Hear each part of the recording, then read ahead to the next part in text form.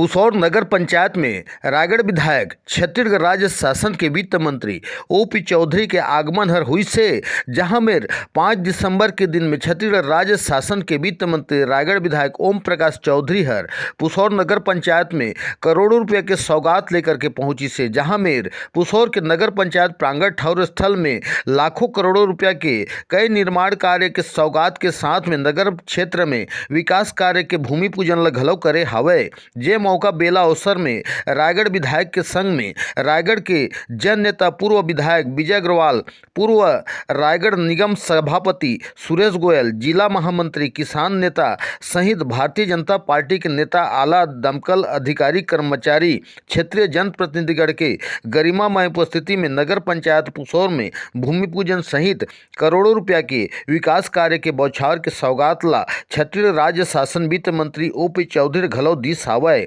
जहां पुसौर नगर में पहुंच मार्ग और मुक्तिधाम तालाब सौंदर्यीकरण और ग्रंथालय सहित सीसी रोड निर्माण सहित अनेक काम के सौगात ला मंच के माध्यम ले घोषित करे हावे। जहां आने वाला समय में